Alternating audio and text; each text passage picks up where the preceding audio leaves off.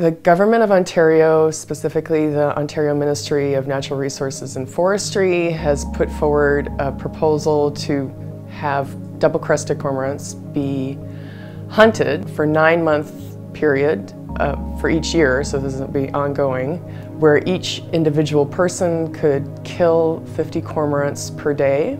There's no population targets that have been articulated. There's no science that's been cited for the proposal, for the rationale. The rationale is essentially 3 sentences long, saying that there are concerns that they eat fish and they kill habitat and they may impact other species. There's been a lot of research on cormorants because people perceive them as a nuisance on a whole bunch of different fronts. For example, when they nest in trees, they nest in very high densities and they end up killing the trees from the acidification of the soil. And they also eat fish, and complaints about cormorants eating fish, the first complaint was recorded in 1634 that a settler complained about cormorants eating fish.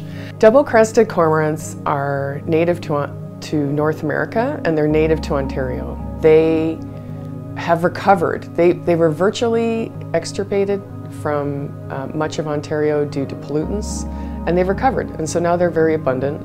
In a lot of lakes in Ontario, non-native fish species are stocked for recreational fishing, and I don't think it's an ethical approach to cull, which is essentially what this hunt is, cull a native bird to support fisheries that are essentially non-native.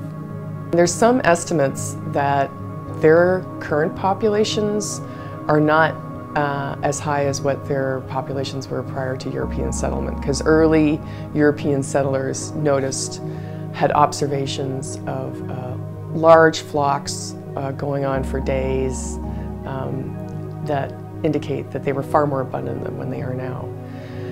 So cormorants impact ecological change on the environment, and I think, I understand when people like they have these little islands, these little forested islands that they like to see when they're up at the cottage, and then cormorants move in and they impact a change on that environment, and it looks like it's a wasted landscape.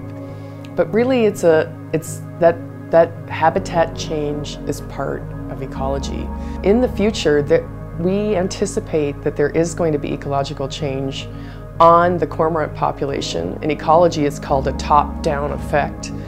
From bald eagles. So bald eagles are a species of concern that are on the rise. They're recovering, and they're recovering rapidly throughout North America.